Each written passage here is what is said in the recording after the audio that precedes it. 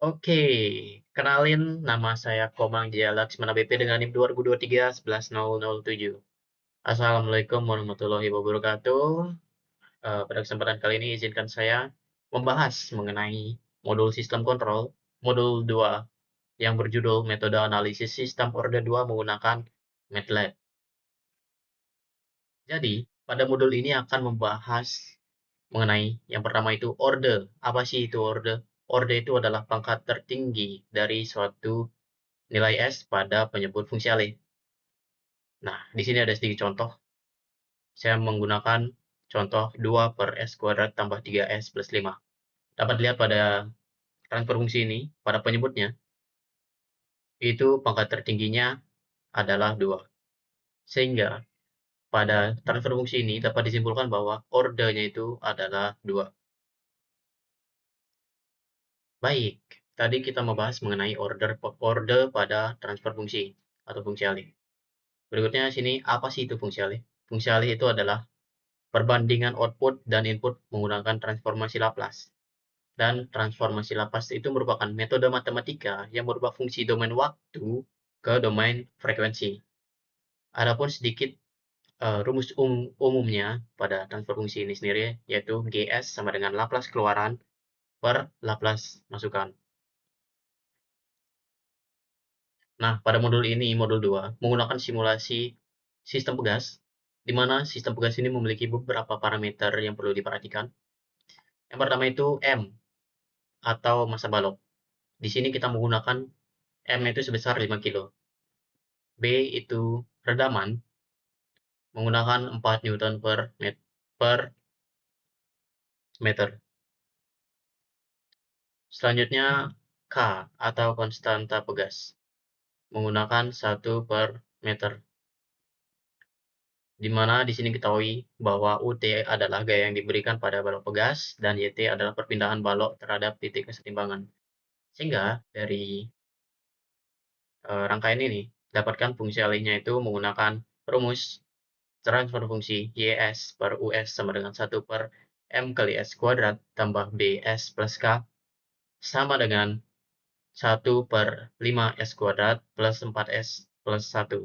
5 ini dapat dari M, 4 ini dapat dari B, dan K ini dapat dari 1 ini dapat dari K. Jadi, pada modul ini juga kita perlu mengetahui macam-macam sistem loop dan apa sih itu sistem loop. Sistem loop itu sendiri adalah gambaran visualisasi karakteristik yang menggambarkan cara kerja sistem itu sendiri. Sistem loop di sini ada dua, yaitu sistem loop terbuka dan loop tertutup. Untuk lebih jelasnya ada di next slide. Nah, di sini ada contoh dari open loop dan closed loop itu sendiri. Secara garis besar, eh, perbedaannya itu ada di feedbacknya. Closed loop itu menggunakan feedback, open loop itu tidak menggunakan feedback. Dan juga di closed loop itu terdapat adanya summing point, sedangkan di open loop itu tidak ada summing point.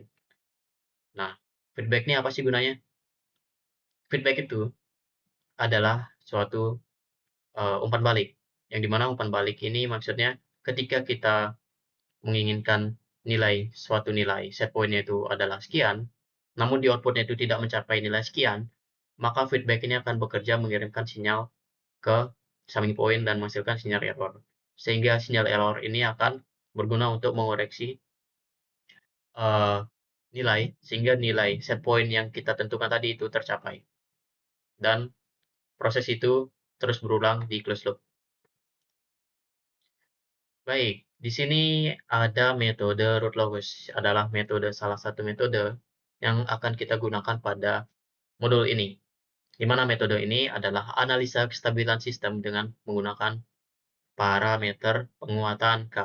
Di sini ada kata kunci penguatan K. K ini atau KIN. Akan lebih jelasnya di grafik. Di sini ada fungsi root locus, ada 3. Yang pertama itu analisa kestabilan sistem, yang kedua itu desain controller, dan yang ketiga itu pengoptimalan respon sistem. Intinya dari fungsi root locus ini sendiri adalah ketika kita ingin membuat suatu sistem, contohnya tadi sistem pegas, redaman pegas. Kita ingin sistem itu memiliki suatu kondisi, di mana kondisi stabil atau tidak stabil atau kondisi stabil marginal, kita bisa menggunakan parameter penguatan K ini. Selanjutnya ada sifat-sifat root locus. Yang pertama itu simetris terhadap sumbu real. Untuk lebih jelasnya ada di next slide juga. Dan yang kedua itu jumlah poles sama dengan pangkat tertinggi dari penyebut. Nah, seperti yang sudah saya bahas tadi, pada transfer fungsi itu memiliki penyebut dan ordenya. Nah, di sini poles itu dipengaruhi oleh pangkat tertinggi dari penyebut. Jika ordenya itu menggunakan orde 2, maka penyebutnya itu memiliki pangkat tertinggi yaitu 2. Maka poles yang akan tertampil pada kurva itu sama dengan 2. Untuk lebih jelasnya ada di next slide. Dan yang ketiga itu penguatan K mempengaruhi kestabilan sistem. Tentunya penguatan K ini akan mempengaruhi kondisi stabil ataupun tidak stabil ataupun kondisi dari sistem itu sendiri. Nah, sebelum masuk ke next slide, di sini ada catatan sedikit bahwa poles itu adalah akar-akar dari penyebut. Sedangkan zero ini adalah akar-akar dari pembilang. Biasanya poles itu pada kurva ditandai dengan simbol X, sedangkan zero itu ditandai dengan simbol lingkaran atau bulat. Nah, di sini ada 3 kondisi pada root locus yang akan kita bahas pada next slide. Yang pertama itu adalah kondisi stabil, terjadi jika poles dan zero-nya itu berada di sebelah kiri sumbu imajiner. Yang kedua itu kondisi tidak stabil, di mana terjadi ketika poles atau zero berada di sebelah kanan sumbu imajiner. Dan yang ketiga itu stabil marginal, terjadi ketika poles atau zero tepat berada di sumbu imajiner. Tepat. Oke, next. Di sini ada sedikit contoh dari kurva root locus itu sendiri. Yang pertama, bisa dilihat, kita perlu memahami bahwa sumbu yang vertikal ini adalah sumbu imajiner. Sedangkan sumbu yang horizontal ini adalah sumbu real. Dan juga di sini dapat dilihat pada kedua gambar memiliki dua kondisi yang berbeda. Yang di kiri itu adalah kurva yang menunjukkan kondisi tak stabil, yang di kanan itu kondisi yang stabil. Pada kurva yang di kiri, ini terdapat dua poles, menandakan menggunakan orde 2. Nah, di sini kenapa dikatakan tidak stabil? Dikarenakan salah satu parameternya, yaitu zero, ditandai dengan lingkaran ini, berada di sebelah kanan sumbu imajiner. Ini sumbu imajinernya, zero-nya ada di sebelah kanan. Selanjutnya, pada kurva yang kanan, ini juga menggunakan orde 2. Tandai dengan poles-nya itu 2, atau pangkat tertinggi dari penyebutnya itu 2. Ini bisa dikatakan sistem yang memiliki kondisi yang stabil, dikarenakan poles dan zero, poles ditandai dengan huruf simbol X dan zero lingkaran berada di sebelah kiri sumbu imajiner. Baik, di sini kita akan melakukan percobaan root locus dengan menggunakan MATLAB. Izinkan saya membuka MATLAB terlebih dahulu. Jadi, di sini pada MATLAB, kebetulan saya sudah memasukkan source code-nya itu pada editor. Di sini kita perlu juga mengetahui bahwa editor itu berfungsi digunakan pada modul ini untuk menulis script atau menulis source code-nya. Sedangkan workspace ini adalah berisi variabel yang kita gunakan. Dan command window ini digunakan untuk menghitung perhitungan. Jadi, di sini nantinya akan terdapat dari source code ini nantinya akan terdapat 3 figur atau 3 grafik yang akan tertampil. Nah, di sini kita mendefinisikan bahwa di sini ada num dan denum. Sebelumnya ada num dan denum. Num ini adalah pembilang dari suatu transfer fungsi, sedangkan denum ini adalah penyebut dari suatu transfer fungsi. Di sini kita definisikan bahwa pembilangnya itu memiliki nilai 001.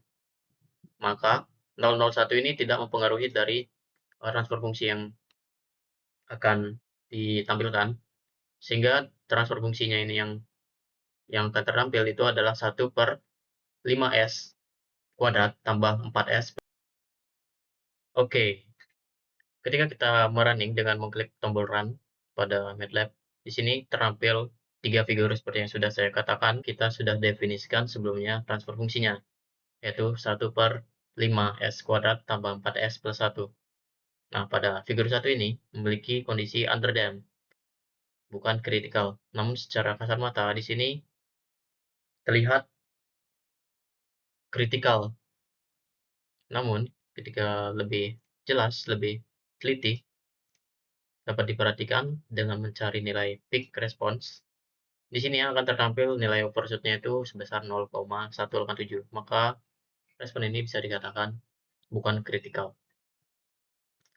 Selanjutnya di sini pada figur 2. Di figur 2 ini kita akan menggeser nilai pulse-nya. Nah, sebelumnya di sini dapat diperhatikan bahwa uh, sesuai dengan transfer fungsi yang kita gunakan, yaitu 1/5s² per 4s plus 1. 5s² berarti menggunakan sistem order 2, pangkat tertingginya itu adalah 2. Maka pulse yang akan terampil pada kurva juga sama dengan 2. Hal ini terbukti, pulse yang terampil itu 2. Nah, di sini tadi kita membahas mengenai sifat root locus yang pertama, yaitu simetris terhadap sumbu real. Maksudnya, garis biru dan garis hijaunya itu simetris terhadap sumbu real. Terus, sifat yang kedua, jumlah pulse sama dengan pangkat yang tertinggi dari penyebut, seperti yang sudah saya sampaikan tadi. Dan juga yang ketiga, penguatan K mempengaruhi kestabilan sistem. Di sini kita akan menggeser nilai pulse-nya. Sini kita meletakkan contoh peletakannya itu di pulse mendekati sumbu real, atau di paling mentoknya di atas dan di bawah, paling bawah dari sumbu biru dan paling atas sumbu warna hijau. Di sini didapatkan gain-nya sama dengan 0, atau penguatannya itu sama dengan 0. Nah, jadi yang dimaksud penguatan K itu adalah gain pada root locus ini. Nah, pada gain 0, di sini, kenapa sih titiknya bisa didapatkan pada pole ini berada di nilai minus 0,4 plus minus 0,2 I. Hal ini kita bisa buktikan secara matematis.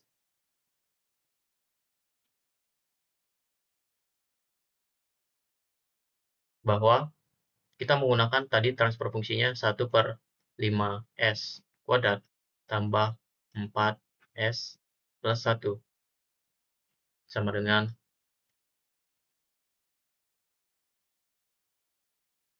transfer fungsi. Nah, di sini kita membuktikan 5s² tambah 4s plus 1 sama dengan 0. Kita faktorkan pangkat 2-nya ini, sehingga didapatkan s plus 0,4 plus 0,2 I dikali S tambah 0,4 min 0,2 I sama dengan 0. Maka dari itu, peletakan garis biru dan garis hijau ini dipengaruhi oleh transfer fungsinya juga. Karena kita menggunakan transfer fungsinya itu 1/5s² plus 4s plus 1, maka yang tertampil garis biru dan garis hijaunya ini ada pada di sini. Nah, di sini ketika kita mendekatkan tadi kan nilai penguatannya 0. Bagaimana jika kita menjauhkan pulse-nya dari sumbu real? Maka di sini dapat diperoleh bahwa gain-nya atau penguatannya itu semakin membesar, yang membuktikan bahwa ketika kita menjauhkan pulsnya pada sumbu real akan memberikan penguatan yang besar juga. Sebenarnya, ini pulse terhubung dengan zero. Pulse terhubung dengan zero. Ini mana? Zero itu, zero tandai dengan lingkaran, akan terhubung dengan pulse. Namun di sini pulse-nya tidak tertampil dikarenakan kita menggunakan transfer fungsi yang dimana pembilangnya itu sama dengan 1. Nanti untuk menampilkannya kita perlu merubah nilai pembilangnya. Nanti akan saya buktikan di selanjutnya. Nah, di sini lanjut ke figur 3. Bedanya figur 3 dan figur 2. Di sini kita bisa bebas meletakkan pulse-nya dengan menggunakan airlock find tadi. Yang ini, airlock find. Kita ambil contoh saja, kita meletakkannya di dekat sumbu real. Nah, maka di sini ketika kita meletakkannya dekat pada sumbu real akan menampilkan respon sistem yang penguatannya kurang. Hal ini dikarenakan nilai set point-nya tidak tercapai di angka 1. Sedangkan nilainya itu stabil di nilai 0,49. Seharusnya stabil di angka 1, sedangkan di sini 0,49. Hal ini dikarenakan peletakan pulsnya itu mendekati sumbu real, sehingga penguatan yang diberikan itu juga semakin kecil.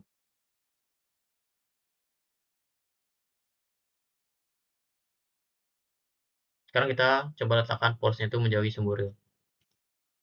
Nah, di sini tertampil bahwa penguatannya itu besar, sehingga menghasilkan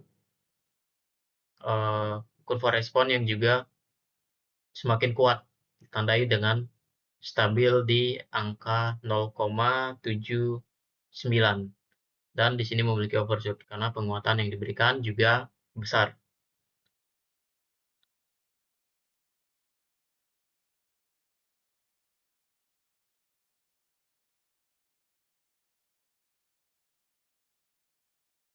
Nah, di sini tadi saya katakan bahwa kita mencari nilai transfer fungsi yang baru. Itu seperti contoh yang tadi, kita meletakkan pulse menjauhi sumbu real. Nah, di sini memberikan penguatannya sebesar 2,9573 dan mendapatkan posisi yang baru, yaitu terletak di 0,4 sumbu real plus minus 0,7946 imajiner. Sehingga didapatkan transfer fungsi yang barunya itu yaitu sebesar 2,957 per 5s kuadrat plus 4s plus 3,957. Nah, bagaimana jika kita meletakkan pulse-nya itu berada di sebelah kanan sumbu imajiner? Maka, yang akan terjadi juga sama seperti yang percobaan sebelumnya. Namun yang berbeda mungkin itu ada pada nilai K-nya dan juga nilai peletakan pulse-nya dan juga nilai transfer fungsinya. Oke, baik.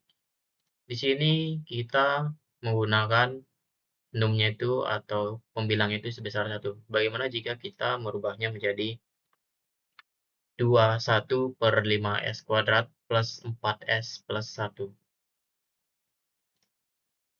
Sini ya, biar lebih jelasnya. Kita rubah jadi 21.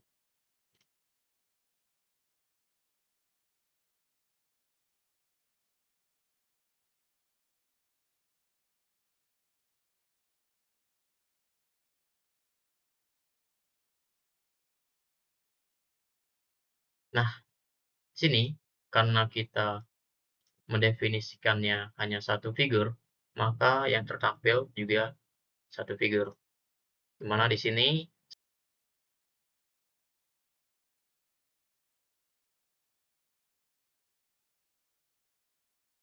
di mana di sini sesuai dengan transfer fungsinya menggunakan order 2, maka order pangkat tertingginya 2, pulse yang tertampil juga 2. Nah, di sini bedanya nilai zeronya tertampil, yaitu terletak di sumbu imajiner, sumbu real.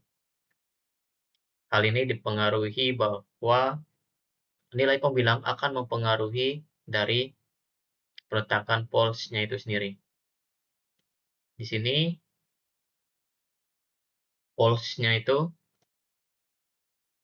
pulse pada garis biru terhubung dengan zero yang terletak pada sumbu real. Yang dimana ketika kita meletakkannya tepat pada sumbu pada zero, di sini nilai penguatannya atau gain itu infinite. Sedangkan ketika kita mendekati atau menjauhi zero, itu yang terjadi adalah gain-nya sama dengan semakin kecil atau 0 ketika di titik ini. Hal ini membuktikan bahwa setiap zero dimulai dari pulse, yang dimana ketika kita meletakkan pulse-nya itu mendekati zero, maka yang akan terjadi penguatan itu adalah semakin besar. Sedangkan ketika kita meletakkan pulse-nya itu menjauhi zero, yang akan terjadi yaitu penguatan semakin mengecil. Dan juga di sini bahwa sumbu yang berwarna garis yang berwarna hijau ini tidak terhubung dengan pulse yang berada di sumbu real yang berwarna biru ini. Hal ini membuktikan bahwa zero-nya ini terletak bukan di sini, melainkan tak terlihat. Baik, bagaimana jika saya menambahkan 1 di penyebutnya, yaitu 121? Nah, yang terjadi pada grafik root locus yaitu pulse-nya itu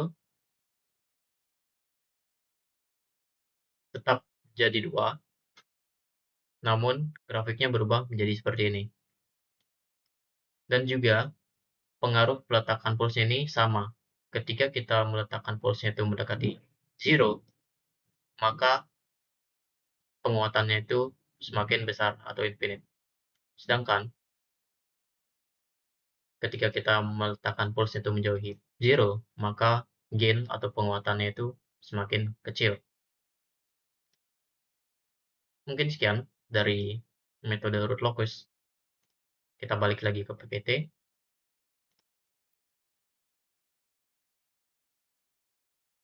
Oke, selanjutnya kita akan membahas mengenai menggunakan metode yang kedua, yaitu metode Bode plot. Nah, metode Bode plot ini sendiri adalah metode analisa kesetimbangan sistem dengan menggunakan dua buah kurva, yaitu kurva magnitude dan kurva phase. Kurva magnitude dan kurva phase. Di mana pada Bode plot di sini juga memiliki berbagai kondisi. Kondisi yang pertama itu Bode plot bisa dikatakan stabil jika phase margin lebih besar dari gain margin atau GM, atau keduanya itu bernilai positif. Kondisi yang kedua itu tak stabil ketika phase margin lebih kecil dari gain margin atau bernilai negatif.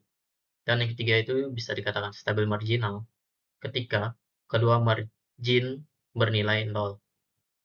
Kedua margin, kurva magnit phase margin dan gain margin itu bernilai 0 atau PM sama dengan GM. Nilainya sama. Adapun rumus mencari GM yaitu 0 desibel dikurangi magnitude, dan juga mencari PM, phase margin, yaitu phase dikurangi minus 180 derajat. Maksudnya magnitude dan phase ini akan dibahas di next slide. Nah, di sini ada sedikit gambaran mengenai hubungan GM, PM, magnitude, phase. Nah, kita bisa menggunakan yang namanya WPC, WPC, dan WGC. WPC itu apa? WPC itu kepanjangan dari phase crossover frequency, sedangkan WGC itu adalah gain crossover frequency. Di mana ketika kita ingin mencari nilai GM.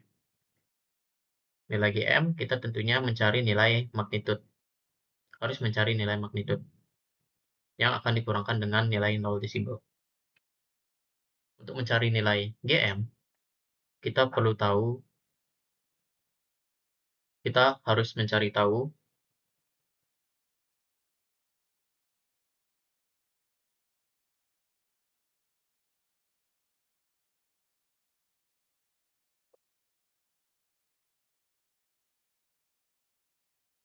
untuk mencari nilai GM, kita perlu memanfaatkan namanya WPC atau phase crossover frequency. Di mana phase crossover frequency akan terletak pada kurva phase yang dimana memiliki sudut negatif 180 derajat.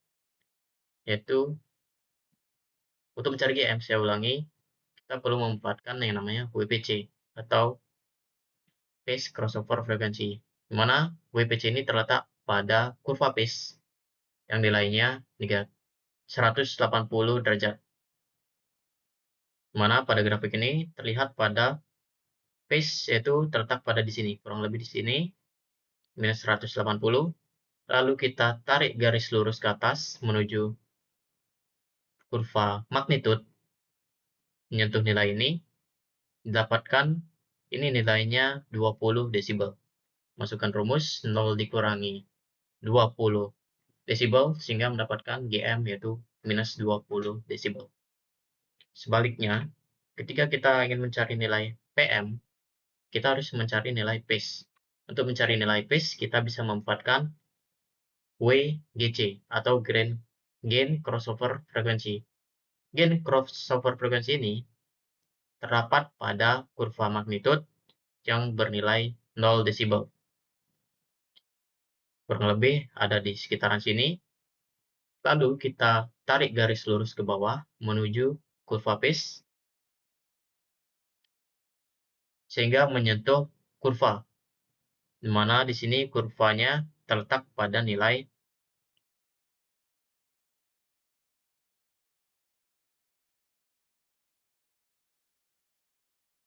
171, di mana kita masukkan rumus 171 dikurangi 180 akan menghasilkan negatif 9. Oke, sini kita langsung saja melakukan percobaan dengan menggunakan metode Bode plot. Sama seperti sebelumnya, sini kita menuliskan skrip pada editor, di mana di sini akan tertampil menurut source code 2 figur, di mana figur 1 adalah menampilkan Bode plot itu sendiri, dan yang kedua itu Bode plot yang sudah diberikan nilai penguatan sebesar 100 dengan menggunakan transfer fungsi yang berbeda pada root locus tadi. Di sini menggunakan transfer fungsi sebesar 1/4s² ditambah 3s negatif min 3. Kita running saja. Di mana kita akan mencari nilai GM dengan memanfaatkan yang namanya WPC atau crossover phase frequency. Di sini kita bisa mencari WPC-nya itu pada kurva phase yang nilainya phase-nya itu nilainya 180 derajat. Di sini dikarenakan nilai yang paling mendekati 180 derajat adalah 179, maka titik ini akan digunakan. Lalu, dari titik ini akan ditarik ke atas ke kurva magnitude,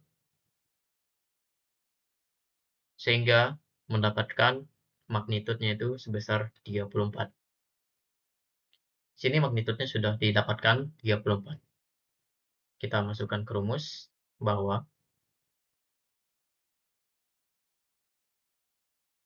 GM itu rumusnya 0 min magnitud.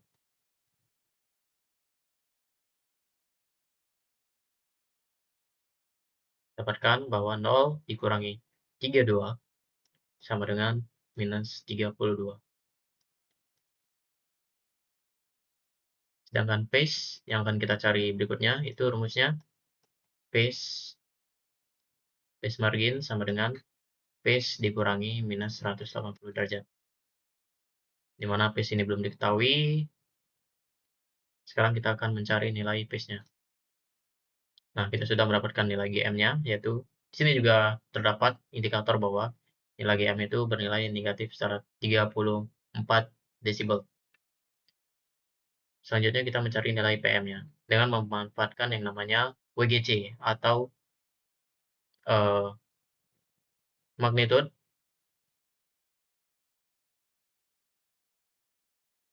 yaitu gain crossover frekuensi, di mana nilai WGC itu terdapat pada kurva magnitude, yang dimana pada kurva magnitude itu dia magnitudenya bernilai 0.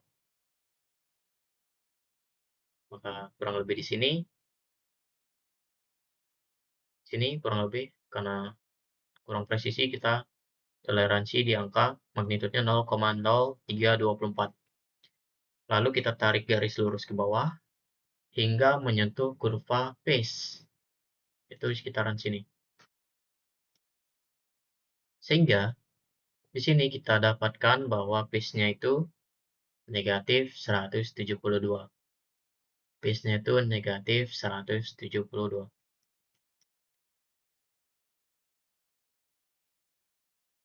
Terus 72 dikurangi negatif 180.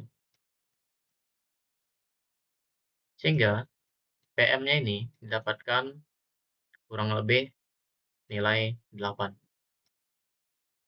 Dari nilai GM dan PM ini didapatkan kesimpulan bahwa PM lebih besar dari GM. Yang dimana sesuai dengan PPT yang sudah saya paparkan tadi, nilai PM lebih besar dari GM dalam kondisi semuanya positif. Jadi, kondisi stabil tidak termasuk pada nilai PM dan GM yang sudah kita dapatkan. Di sini nilai GM-nya itu bernilai negatif. Maka dari itu,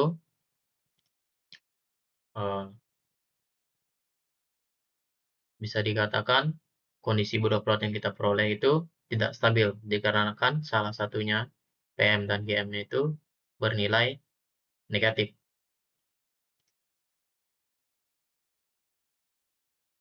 Oke, kita sambil hapus ini.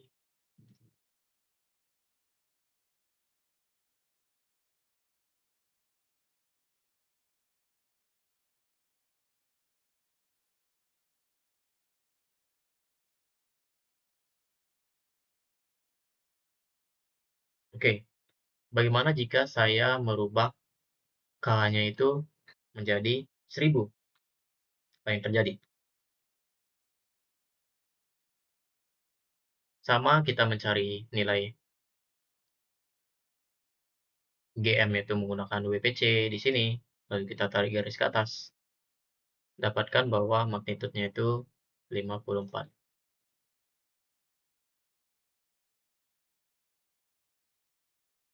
0 dikurangin 54. Minus 54. Sedangkan PM-nya itu dapatkan PM-nya memanfaatkan WGC, yaitu di sini 0 tarik ke bawah sini minus 177. minus 177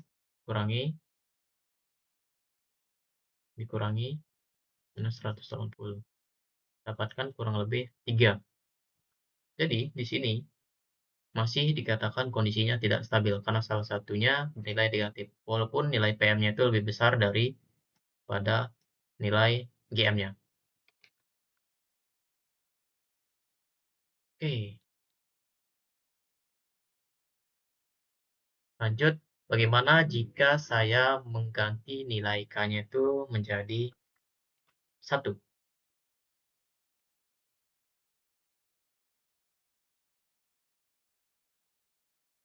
Oke, di sini sama seperti sebelumnya, mencari nilai GM dengan memanfaatkan WPC. Tarik ke atas, ke kurva magnitude, dapatkan magnitudenya itu sebesar negatif 6,02 GM. 0 dikurangi negatif 6,02. Dapatkan bahwa GM itu bernilai positif 6,02. Selanjutnya kita mencari nilai PM-nya dengan memanfaatkan WGC pada 0. Namun WPC-nya berada di atas sumbu, sehingga di sini nilai PM-nya itu didapatkan nilainya infinity atau tak hingga. Hal ini akan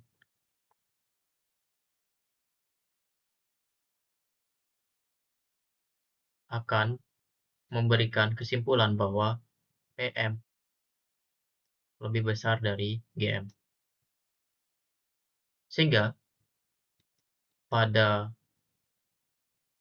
metode border plot dengan menggunakan K-nya itu sebesar 1 akan didapatkan kondisinya itu stabil karena kan PM lebih besar dari GM. Dan kedua parameternya baik PM itu bernilai positif dan GM bernilai positif juga.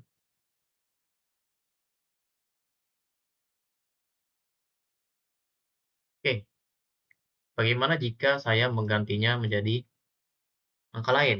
Contoh 2.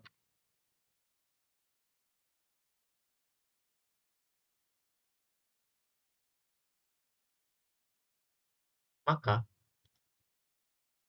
di sini juga bisa dilihat bahwa nilai GM dan PM-nya itu bernilai sama-sama 0. PM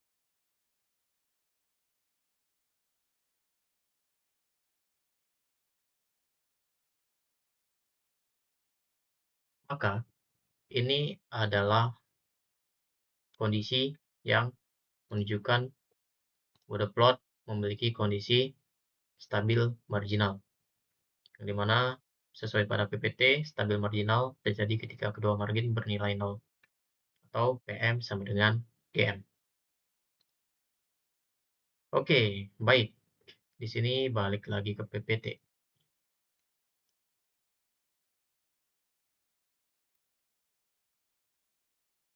Mungkin dari dua metode yang bisa dilakukan pada modul ini akan membantu kita membuat suatu sistem. Apakah sistem yang ingin kita buat itu ingin stabil ataupun tidak stabil ataupun memiliki kondisi stabil marginal dengan menggunakan dua metode ini. Mungkin sekian yang bisa sampaikan. Saya Komang Jaya Laksmana BP dengan NIM 2023110007 meminta maaf jika salah ada pengucapan, perbuatan, dan kurang jelasnya dalam pemaparan materi. Lebih kurangnya saya tutup dengan terima kasih. Wassalamualaikum warahmatullahi wabarakatuh.